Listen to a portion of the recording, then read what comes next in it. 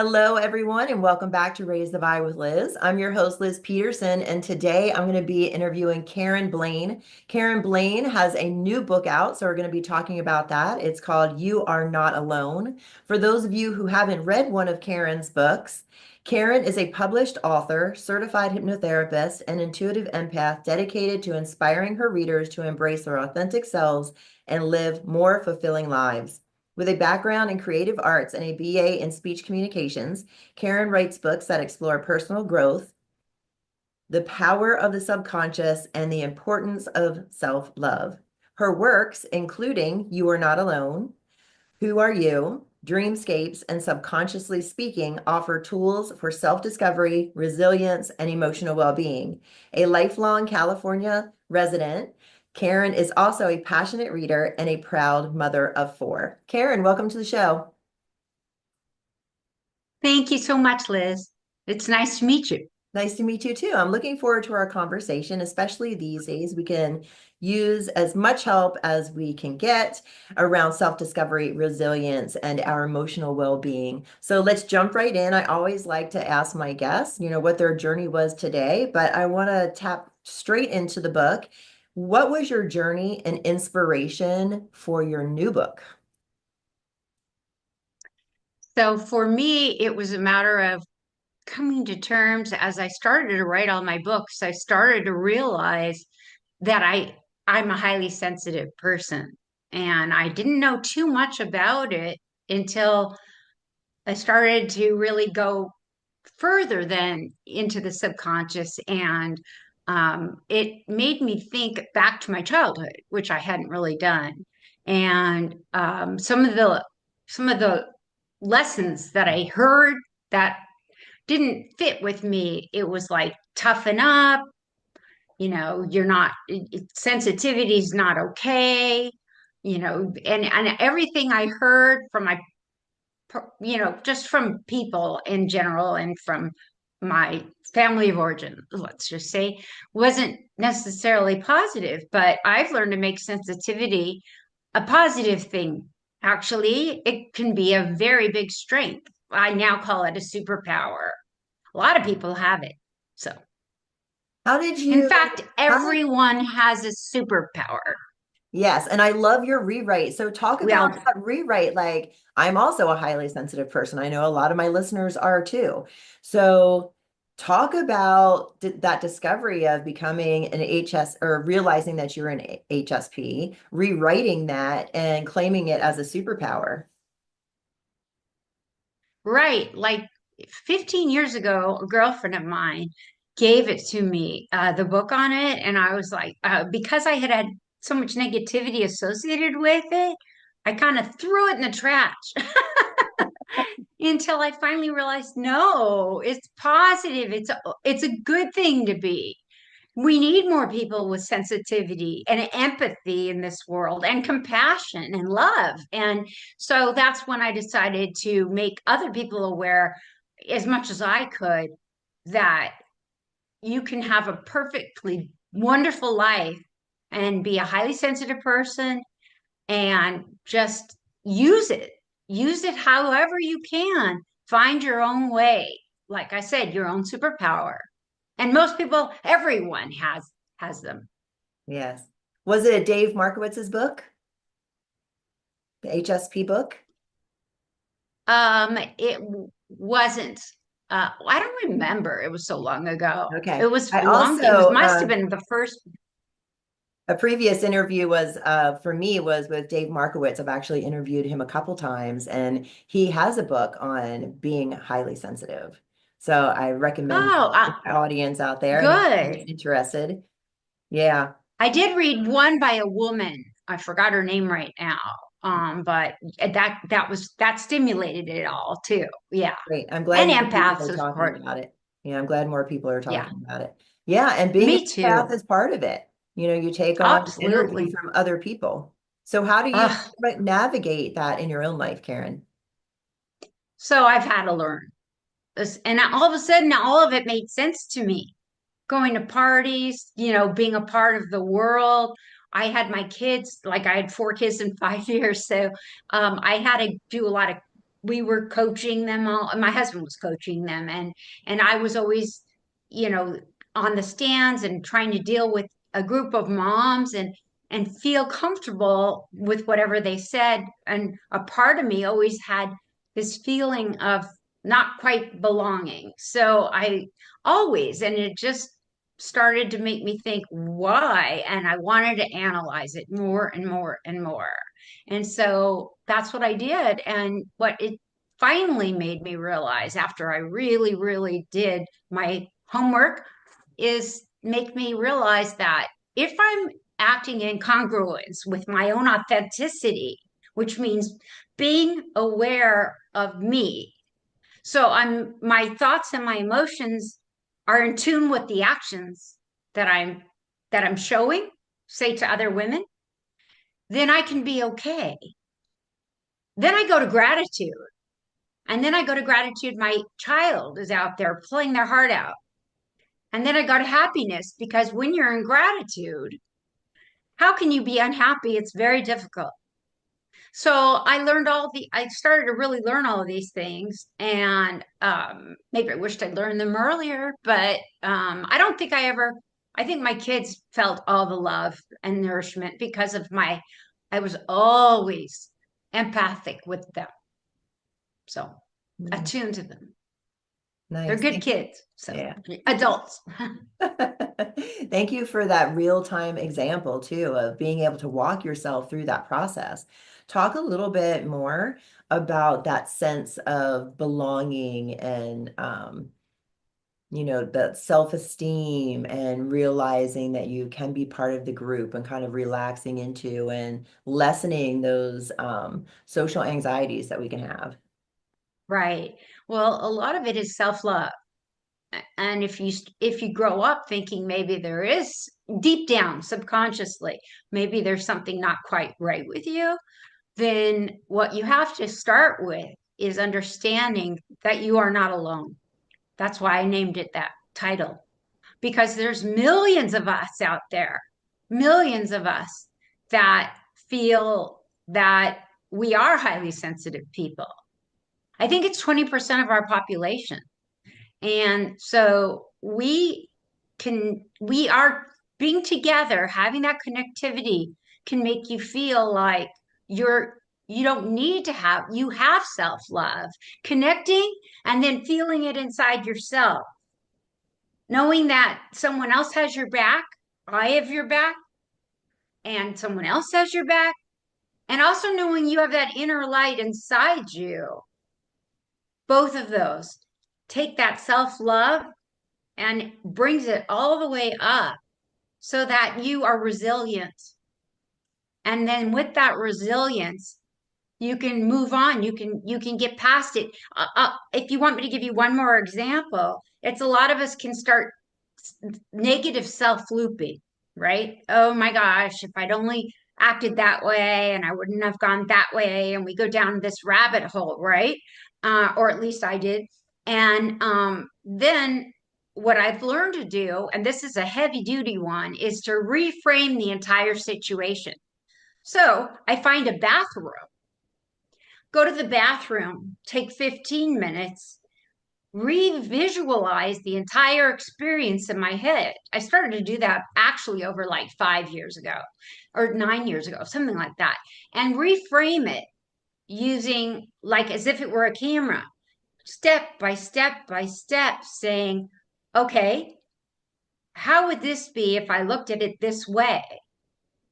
How would it be if I stopped here and said, that wasn't supposed to be hurtful to me? Let me just reflect upon it. And that negative looping stops. You can say, I'm going to stop it right now, and I'm going to make it positive. And the reason I'm going to make it positive is because I am going to go to gratitude, and I am going to be resilient, and I'm going to learn that I am special, because so many of us don't think we're special. So that's the one that takes a lot of time. And I'm worthy. We are worthy of everything. We're worthy of anything. And that's sorry to make it so long. No, that was a beautiful reframe. Thank you for sharing that story, Karen, because I think a lot of individuals, and this can go, right along with your book, You Are Not Alone. We are not alone in the negative self-talk. And I think some people are just better at navigating it than others are, or maybe theirs is a little bit more quieter than others seem to be. So I really like that reframe that you showed where your mind started going into a story, and then you took that 15 minutes to reframe it and rework it and present yourself with something new. It's like getting rid of the naysayer in your head, right? Because it's like, no, that's not true. Right. It Yeah. was just me going into that negative looping, negative Mhm. tapes that maybe we heard as children or whatever it came from. Yeah. Yeah. Great story. And I want to like sink a little bit deeper into that self-love because we can hear that a lot. And then a person can be left with, well, what is self-love? I mean, we're used to resourcing it from others, but how do we resource ourselves with self-love? So, well, I'm sure you've heard this before because you've done it, but some of the everyday things can do are the affirmations. I do mantras, which I pick an everyday mantra, not a bija mantra, which is more of like the chanting, Mhm. but the mantras that are like I am worthy, I love and accept myself. And so if you do that all day in front of the mirror over and over again, and you're trying to change that brain of ours, that helps. And I said the affirmations, which is similar. It's more, but it's also easier. It's quicker. So you might have to sit to do the mantras and really kind of be in a meditative frame. I actually do it in hypnosis where I use conversational hypnosis and I'll put someone in kind of a deeper state, not full hypnosis, but a state where they're really relaxed. So when I say these things, they can go deeper with them. Also, mindfulness. Oh, that's such a big one. Because if we're mindful every day about, first off, what we have to be grateful for, because, like I said again, gratitude is the key to happiness. If we no, I'm alive today. I'm breathing. I mean, that alone, is I've learned to be grateful for that. And the people I love are healthy and okay. So I go to that point and then I use mindfulness to say, I'm going to stay right in this moment. Not going to go to the future. I'm not going to go to the past. I'm going to be mindful and it will raise the self-love awareness. That's how I feel. Mhm. Yeah, affirmations actually are very helpful and can bring us into a state of gratitude, like you were saying, for sure. 7 years ago, I was going through a divorce and I used affirmations as part of mine. I think affirmations are a way also to uplift ourselves when we're feeling down. If we have these things, I used to have sticky notes in my bathroom on the mirror. Excellent. And when I opened up the door, I had sticky notes on the inside. And I had a daily ritual where I would go through because, when you're going through something difficult, whether, any kind of loss you have, and you're struggling and you're feeling low, I think just, reminding yourself that it isn't as bad as your mind and your body may be feeling sometimes. And reciting these affirmations can actually lift us up and up level us and remind us that, whatever we're experiencing will pass and that we can hold both not feeling well in the moment and affirming that we also have these other qualities within ourselves at the same time. So we're not fully stuck in that negativity loop, but also, can hold both, while we're holding that, negative feeling we might be having or, low feeling we might be having. We can also hold the positive as well to kind of help balance Holding two ourselves. thoughts in your hand at Yeah. once. Exactly. How long do you think it took you to get through some of the worst part of I your think, divorce? that acute phase of any Mm-hmm. loss for me has taken a couple months. Yeah, whether Mm-hmm. that be, the loss of my marriage or the loss of my mother a couple years Oh, ago. I'm sorry. When you're in it, those affirmations help, I really feel, during that acute phase, because it's Mhm. that reminder that it's not just the pain. Right. It's just not the emotion that you're feeling from your experience, that there is also these other things and can help move us forward. I also like that you use gratitude. Your book is lovely. I was looking through it. I love the Thank way that you you so much. organize everything with the beautiful pictures and Oh, thanks. each chapter having its own little title and then little subtitles, and little blurbs about everything that helped you along your way. Thank you. And I also used gratitude was one of my things, just the other week I was, sharing about gratitude on social media and how it helped me. And you can be in a state of tears, really grieving.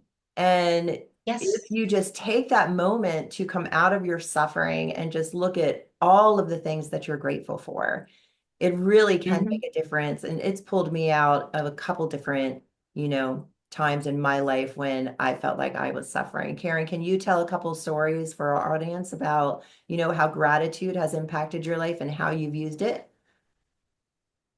Yes. Like, I'll give you an example because you said a perfect thing about holding two thoughts with in the same moment. So let's take my daughter. She had to move to Toronto, and I live in Los Angeles.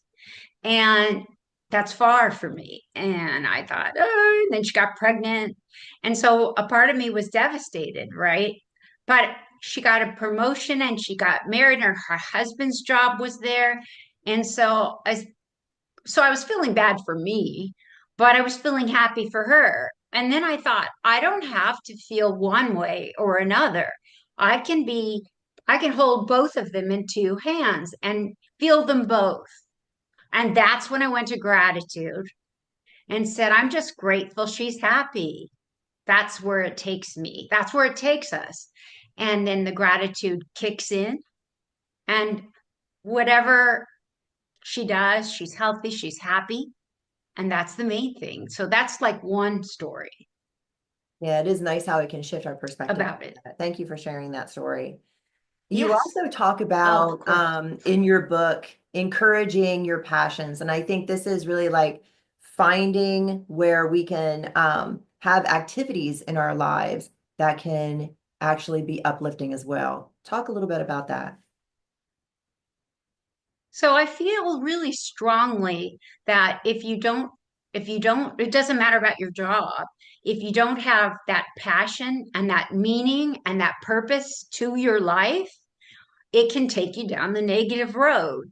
So if you feel like you're excited, and it doesn't matter what it is, find anything, like I think I wrote in the book. If it's gardening, if it's cooking, if it's art, which I've been taking art, and I'm a guitar player, and whatever it is, um, everyone has something. Just one thing that they might love to do. That's their passion. And then that will create meaning in their life. And that is one more way they can be grateful, and they can also feel more self-love. All of this is about feeling more self-love, because when you feel like what you're doing has meaning to you, you're proud of yourself, right? Yeah. Yeah, what other feelings and emotions can, that pride and having meaning in our lives serve? How can that serve us? I think that it can serve us by giving us a reason. It's a reason to live. If we don't have, I've seen, let's say this, I've seen, you take a man, for instance, I hate to, or a woman, either one. Okay, we'll go with both. But they have 50 years on the job, and then they retire and they die soon afterward. And they were planning on traveling all over the world and this and that. But what they find is they've lost any sense of purpose, any sense of passion. So that's why I think it's so important. It's important to have your job and to love your job and what you're doing. It's important to have a family and love them, but it's also important to have something that's yours and that you love to do. That's why I think it's so important. Mhm. Yeah, I find when I have purpose in my life, I'm more motivated. You know, Yes. Hmm. having a sense that I have a project, have an activity that I like to do gets me motivated, gets me excited. Also, like all these activities I like, you were speaking to guitar and you're doing art classes now, you know, and when I've done that, it has brought happiness and joy into my life. Right. You got it. It's meaning. And that creates the rest joy. That creates joy. Mhm. And you talk about this also, bringing that joy and fulfillment into your life. What are some other things that, our listeners could do to tap into that joy and have that sense of fulfillment in their lives? Well, one thing I think everyone's different. I'm an introvert. So it's not going to be as easy for me to have a group as it is for maybe more of an extrovert for some of your listeners who you can still be highly sensitive and be more of an extrovert. So getting getting a like-minded group of people together, maybe doing yoga on the lawn on Sundays, but having a group of people that you can relate to and that they can relate to you, very important. Having knowing that you have that core that core, that connection with them, seeing with them, being with them, and whether it's yoga, whatever it is, whether it's exercise class, but whatever it is, I think it's important. And I try to have at least 5 to 10 good friends, but for me it's not quite as easy as for others, I think. Right. I think some of our listeners, you had 4 kids, I had 4 kids, we can be living a life for other Oh, for many, many years, right? And I found y- when the kids got to a certain age and I had more time for myself, I had to kind of assess my life and go, what does make me happy? Like, what does bring me joy? What would you say for people out there who are like, well, gosh, I've been focused on my job or focused on raising a family or this, that, or the other. And like, I've kind of lost a sense of like who I am and what brings me happiness and joy. What is it that I can do to, figure that out for myself? so the first thing, because I'm not talking about therapy at all, the first thing I would say is journaling. Just starting to journal your thoughts every day. How am I feeling? Why am I feeling that sense of emptiness, right? Your kids are grown up, they're in college now, you're not needed as much, but you don't want to pass that on to them. You want them to be happy and independent. That's our job as moms, right? Yeah. So we have to take it upon ourselves to do things like journal, write, whatever it is. I started to write a lot and realized that that was what was going on. I started to realize that the subconscious had always been interested, going deep and getting very introspective had always been important to me. But I literally spent 30 years just caring for the needs of my family. So I blocked it all out. Yeah. But then they left, and then I started to say, wow, just like what you said, what can I do to start creating meaning in my life? Same thing you said.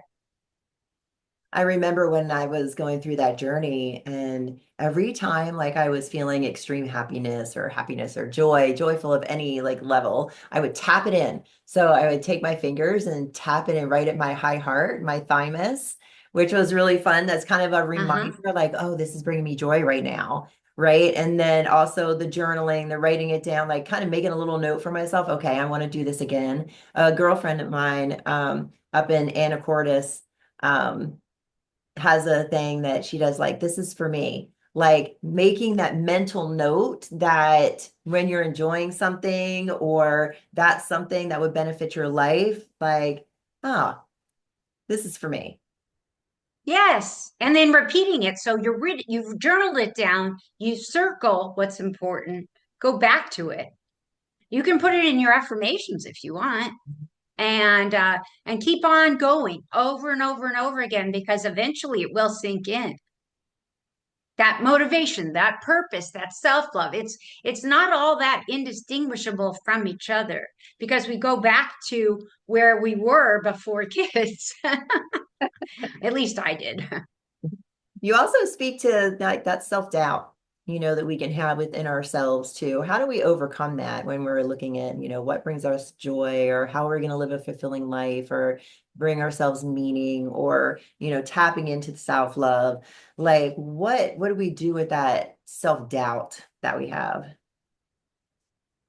Well, the main thing there is to be authentic. And that's what I mentioned in the beginning, because it's really hard to have self-doubt when your thoughts and your actions are incongruent. So if you can make them the same and you know what you're doing is authentically living right, that, and I don't know if I always did that. I don't think I did. And I think that was part, I always agreed with everyone. Oh yeah, sure, that's fine. Yeah, that, once I became more authentic, this is who I am. Accept it, don't, it's okay. I mean, for me to even be on all the podcasts and to do all the social media I'm doing, it's very important, but I wanted someone else to kind of be helped by what I could say because I really felt that that would help self-doubt. Because being authentic is the key to living a happy life too, in addition to gratitude. I believe so. Yeah, and I agree too. When you go through something and something helps you, you want to share it. Hmm. Yeah, Absolutely. you want to let people know like you don't have to suffer or you don't have to feel this way or you can overcome this, that, or the other. This is how I did it. Try this. Yes. You know, Right. it's good that you're doing Absolutely. that because everybody needs something different. Right. And in terms of hypnotherapy, I'll just bring it up once more. Sure. Visualization is really important, right? So if you can just do that once a week for 20 minutes.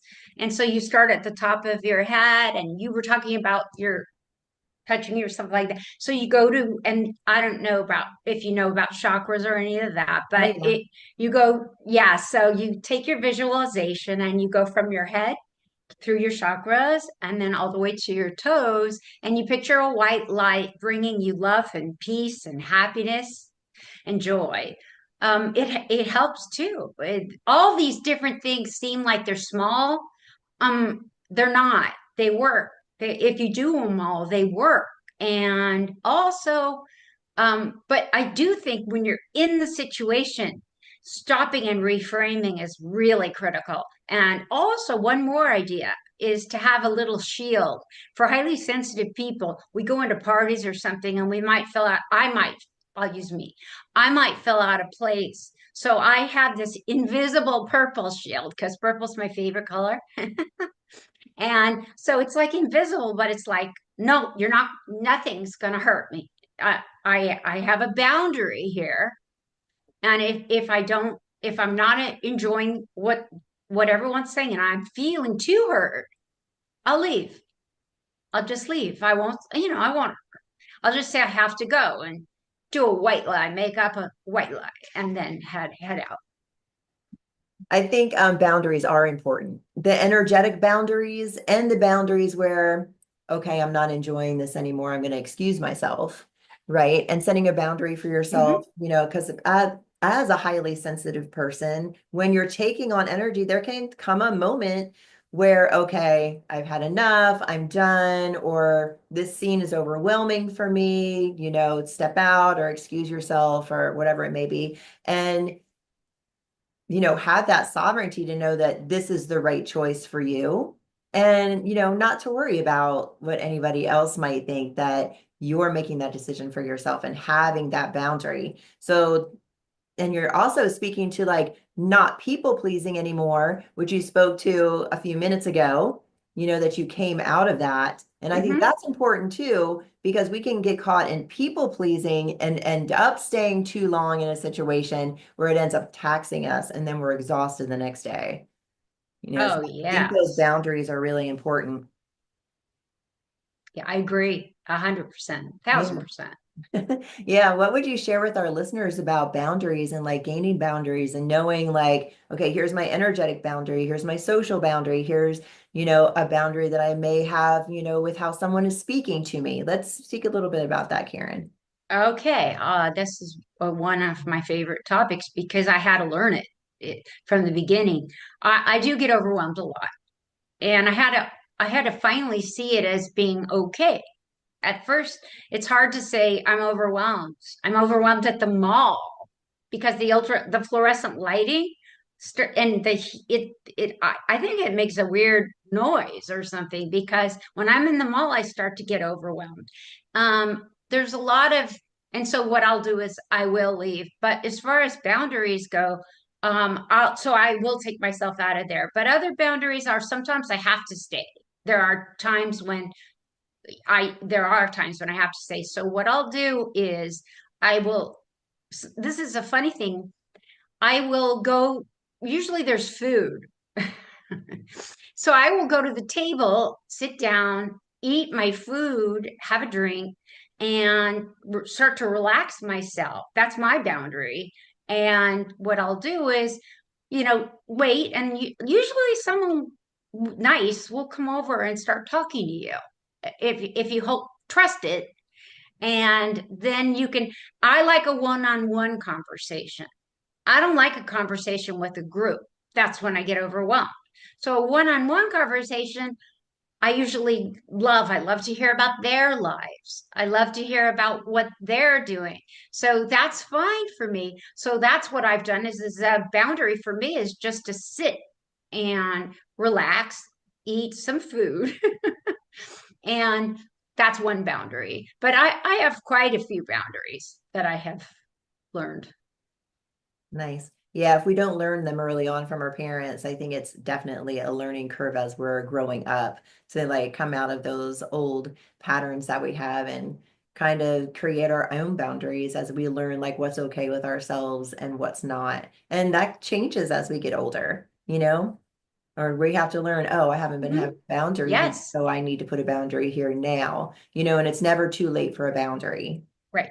also. And I think that that's a good segue Never. into, since you were talking about like taking some space for yourself and getting grounded again and, having a bite to eat and then allowing someone to come up to you and engage in conversation so you can learn about them and knowing yourself and knowing like, okay, I'm better one-on-one, instead of a group. And others might be better, in a group also, which takes us to that gaining strength from others that you talk about in your book. So let's Right. talk about that belonging, gaining strength from others and, how that can serve us in our life. And it's really important. It is. Once I realized that, yes, I'm an empath, and yes, I am a highly sensitive person, and I said, the world can know it. It's okay. I started to realize that a lot of people were, and that made it easier. I was able to um, go on and Zoom with other people who were like me, and it was kind of a nice feeling to know that. I really didn't. I hadn't read the books at that time. Um, I think it was Judith Orloff who did Empaths, but there was another lady, just can't think of her name, who talked about HSPs. But yeah, it started to make me feel connected to the larger world rather than necessarily connected to a group. But I think most people.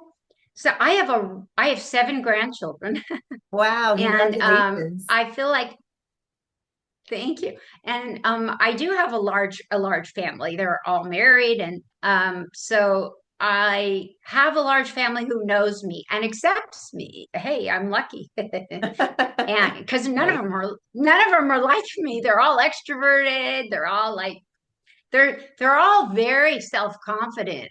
And I hope I helped with that. Yay, I hope so. I bet you did. I bet you did with your four.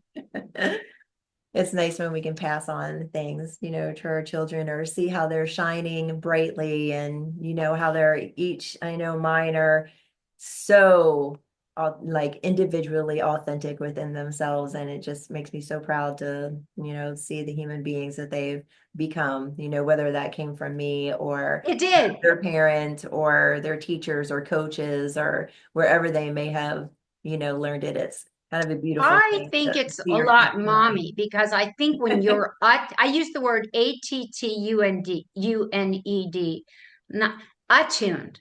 When you're very attuned to your kids' emotional needs, which is what they have in their first 5 years, Yeah. they grow up feeling amazing, right? And when you're not, you know, nature and nurture, and I've got another book that talks about that a lot. But and I believe it's 50-50. Yes, we are, like, I was brought into the world more sensitive, we'll use that, more emotional than others. I've had to learn to balance my emotions, Mhm. which yeah, I've tried really hard and I think I'm good at now. But I feel like that is a important part about taking what we get in nurture and using that to the individual person. So each of my four kids are completely different, even though they're all extroverted, even though they're all self-confident, they are completely different. But being attuned to what each one needed from Mhm. a from the time they were born. And I just know already from your aura, if I can say that, Yeah. that you did that. Mhm. Yeah, that was one, and my youngest is getting ready to graduate high school. And I have to say, like, raising my children was one of my soul paths for Mhm. sure. I loved being a mom, loved every aspect of it. Yeah, did my Same best here. and tried to, resource, all the things that I could to try to, be the best mom that I could be in the time, with what I knew at the time. I Yeah. believe so. I have no doubt. As we do, as we try to do, right? As parents, Not we all try everyone, to do our best. but definitely you. My daughter says she has like a next door, and she says she can't believe how some of the parents aren't that invested in their kids, and that's today. So I'm like, wow, okay. And Times are I said, changing. We but can only hope for the best for our youth, right? You absolutely, know, but I'm sure I have no doubt you were. and we all choose our situation, right? Like I'm a firm believer, in like sitting out there at the board table before I incarnated and picking out my parents and the situations and everything that I was going to learn to be the person I was, in this lifetime to learn the lessons that I needed to learn, even the difficult ones. I was just thinking, yesterday, like we have people in our lives that are teachers. And I'm not just talking about teachers, I'm talking about people who, may be difficult. They teach us patience. I think you learn more from, Right. people and having to navigate relationship and navigate emotions than you do on, the yoga mat or the meditation cushion because they're giving you that firsthand Sent experience of having to practice boundaries or practice patience or, whatever it might be. And our children are good teachers too, but also other people, yes. in our lives, Centering ourselves, Mhm. learning to center ourselves. Yeah. Yes. So your mother, you said, were you very close to her? Yes. Yeah. Oh, She was that's a so mother and a beautiful. That's friend. beautiful. Yeah. Oh, Yeah. And a friend to a nice. lot of our friends too, which was fun. A lot of people looked up to my mother, which was really nice. I have a Very. lot of fun memories of all of us sitting around the table, talking to mom and all of us Oh, laughing and talking over each other and, just having a great time. that's so, you're Yeah. blessed. Yeah. Yeah, Lots of good memories. Yeah. that's great. Yeah. And so, and this, even talking about like our relationships and boundaries and stuff like that, it's also building resilience, as we, look at all the Yes. teachers that we've had in our lives and, what that looks like for us. So talk about building resilience because I think that's really important. I've given several talks on resiliency here locally on the island. And if you sign up for my newsletter, you can get my free resiliency talk. And I'm a firm believer in building resiliency if you don't feel like you have a strong resiliency already. So why don't you talk a little bit about that, Karen? Okay, I will. And I want to know what you think about resiliency. But I think that resiliency is when you can stop the negative chatter in your brain, in your soul. I think resiliency is when you can start to build yourself up. I think it's when you can say, I can do that. I am enough. I think the first four chapters of that book are are basically about being resilient because if we believe we're good enough, then we can start finding our way to being resilient. If we don't, we don't get the resilience. We just fall deeper into that feeling of depression. I don't know if it's depression or if it's just not being our best. Mhm. What do you have if you have a newsletter and everything? I'd love to know what your thoughts of are on resilience. Oh, resilience. Yeah, it's so interesting. As I meet and speak people over these years, I've heard stories and you can have, say two brothers or two sisters and, they had the same experience growing up and, one ends up turning to drugs or alcohol and the other one chooses personal development. So I think it's that nature, nurture, and like, what are we going to choose? And are we going to let our emotions get the best of us and go one direction? Or are we gonna let our emotions or our experience late our like survival offensive and where we want to choose to thrive? And I think for people, who are like really struggling, a way to come back to the self is, through that self-love that you talk about, Karen, through those boundaries, through seeing that, all of the inner speak that we might have we can reframe it. We can gain a new perspective. Yes. And I think it's what I tell my clients, super self-care, right? Like, how are you taking care of yourself? Mhm. Are you nurturing yourself? Especially if we didn't get that nurturing as a child, how are we going to nurture ourselves as an adult? Take yourself up for a cup of tea, take yourself out for lunch. It's good to surround ourselves with people too and friends and have those things, but also, finding that space where you're okay with yourself, with being with yourself, being alone, but not feeling lonely. Then as you resource Great. yourself, then you learn how you can resource others, like with friends or family or getting out and doing some volunteer work. Volunteer work was amazing for me. I like tout it all the time. Like if you're not feeling well, go help somebody.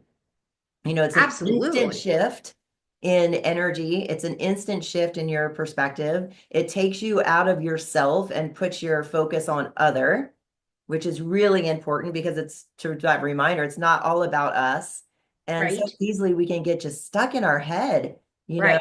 about something that might be happening with us. But, then when you go out and you help someone else, you volunteer, whether you like animals or, helping at a food bank or helping to make Thanksgiving dinner, the day before Thanksgiving, is going to be served to your town or something like that. It's impactful, Absolutely. what are Yes. your daily practices? Yoga, meditation, all these things that bring you back to yourself and teach you how to resource yourself so you can thrive instead of survive. I guess a good way to put it. Thrive instead of survive. Yeah, That should be on all of right? our fridges. I That's know that's been beautiful. my mission, don't let the That's naysayers get you awesome. down. Just keep going. And I think a lot like in the outer world too, we've got all this stuff going on that can bring you down. I mean, I am very energetically sensitive. I have a healing business and I stay away from the news and I can still feel what's going on. It impacts my dreams, or I can feel that my energy level's down. And it's just, taking care, making sure I get enough sleep. Although Right. I had a little insomnia last night, thank you, menopause. But, you know, take a nap in the I afternoon, hear go you. for a walk, have some nourishing tea or some nourishing food, or a walk with a friend or something like that. Something that reminds you that even though there's something going on, or something that may be, causing suffering in the collective or within yourself, that you can move past it. It's coming to that thing, like we can hold both at the same time. I'm going to come back to that Yeah. again because it's so true. And after my mom passed, So true. really like saw that so directly, like I can hold this grief and hold joy sitting here watching my son play an instrument in a band concert, right? Like Absolutely. we can hold Yes. joy and grief at the same time. We can hold fear and, want to seek something that's going to bring us pleasure in our life too. So that's, I think, all like wound up in that resiliency. Like, are we going to let the outside circumstances bring us down? And if we dip, how long are we going to let ourselves dip? And then when are we going to pick ourselves up out of it, Yep. and get back to it again? And Yeah. once in a while, you're on. Sure. That's okay. Once in a while, it is okay. It's totally okay to allow yourself, right? A Yeah. few minutes to feel, feel those feelings and say, okay, I don't really feel well right now, but acknowledging it, understanding it. And so you have a limited amount of time and you're saying, okay, I'm going to do this, but I'm not going to stay in it. I'm going to get out of it, but I'll have gone through it in my mind. Then I will center myself and I will find my way out of it, right? Just having a little bit of knowledge that you can go through a sad moment if you want to, and it's okay. It's okay. Yeah. And then you can It is go back more than to okay. holding everything together. Yeah. And then having the resiliency to Yeah, bounce back. I mean, that's it. that's right. Yeah. You got it. Yeah, well, you know it. Yeah, and knowing ourselves. Yeah, knowing ourselves too. And I think knowing our triggers Yes. and knowing what our coping mechanisms are, Mm, gained during our childhood, and how those function, and, yes. how we can recognize them and then go, okay, I'm slipping into a coping mechanism here. How do I pull myself out of it? And not go into judgment Yep. either around the self. Have some that self-love and that compassion for ourselves to say, like, it's okay. I get to have these moments, and And move. what happened yesterday doesn't define us, right? Exactly. We Yeah. can move ahead to tomorrow, to today and tomorrow, and not feel bad about not being perfect because none of us are perfect. That's the truth. Yeah, that's the truth. We're all a work in progress. We're all learning, right? On this That's learning right. planet. What are the gifts? Yes. Talking about resiliency, I want to go back to your book, You Are Not Alone. Beautiful book, by the way. Love the images in the book and how you put it together. I just have to say that again. And like the gifts of realizing we're not alone. I think the main gift is realizing that there are so many people around the world who feel exactly as we do. And so many of us who are in it, you know what I mean by in it, in that trigger you mentioned, or in that feeling, think, oh, I'm all alone. No one understands me. It's not true. It's not true. There are so many people who feel what we're feeling. And if we can just understand that, it's huge. It's joy. It's being grateful. And that's when I did make those first four chapters about, yes, you are not alone, but yes, we have to raise our own personal self-image. Not image, image is the wrong word, self-worth. Self-worth. Hmm. So true. So true. Do that inner work on ourselves. You talk about that in the book too, like how, we had these experiences and then, what is it that we do to walk ourselves out of those experiences, to be grounded in who we are, be authentically ourselves, have high self-esteem, be able to show up for ourselves. Right, right, absolutely. And that's how, that's how I've gotten out of it. Once I realized I was not alone, it took a lot of the feelings of sadness sometimes when I would get sad. I thought, there's a million people that feel the way I do. And it makes you feel, even if you're not hanging out with a million people, it just makes you feel like you're not alone. Yeah. Do you know what I mean? Yes, yeah. I was talking about this actually yesterday over coffee with my son and his girlfriend, and that we were talking about having groups, you know, going, she's in college, so they're talking about these large topics and listening, they're sharing stories with each other. So that's one way, right? Or we can Yes. have someone, who maybe had alcoholic parents and is part of Al-Anon, and that group allows them to feel that they're not alone. Or moms who join a mom's group and they're like, oh my gosh, somebody else's kids do that too, right? All of it. I'm not the only one that feels that way. There is something to like realizing we're not alone. We have community to be able to resource. We can, if we're a mom, we can look to other mothers. If we're going through menopause, we can look to other menopausal women, right? Older women. I'm Since that menopausal. was brought up, right? Might as well bring it full circle. And yeah, where can Yeah. we like look out and see, okay, I am not alone right now. And I don't have to, Right. And the best part about, well, go ahead. no, go ahead. Go ahead. Did I interrupt you?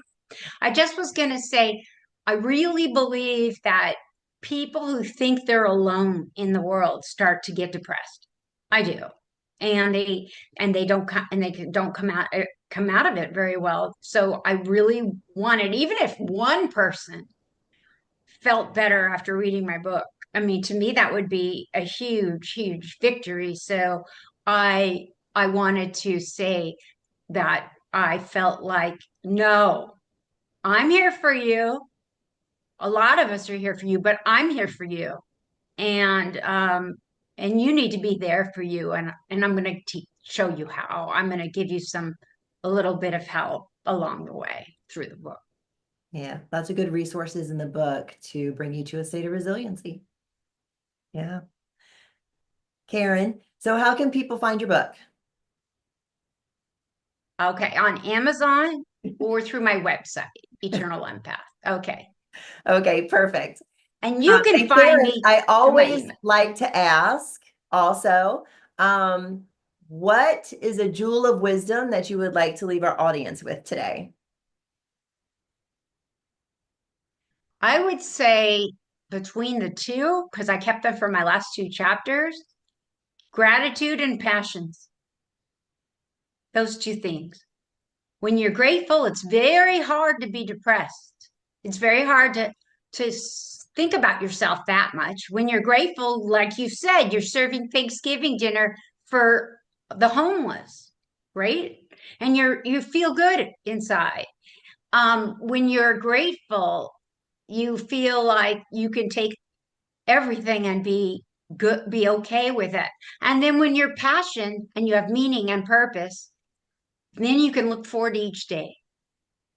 Overall, sure, there's, like you said, holding two things in one hand, grief for someone who my dad passed. It was really hard, but writing, journaling helped me with that. And so those would be the two gems, if they're gems. Wonderful. Thank you, Karen. Karen, it's been such a pleasure to have you on the show. Thank you. Thank you. Thanks. And everyone, be sure to get her book. It's called You Are Not Alone, and you can find that on Amazon and also on her website. And I'll have that link down in the show notes, everybody. And I want to thank everyone for joining us again. Again, I am Liz Peterson, and this is Raise the Vibe with Liz. And you can find me on social media and at my website, Raise the Vibe with Liz, and raisethevibewithliz.com. Thank you, everybody. Have a great day. And remember to get out there and raise the vibe. Bye now.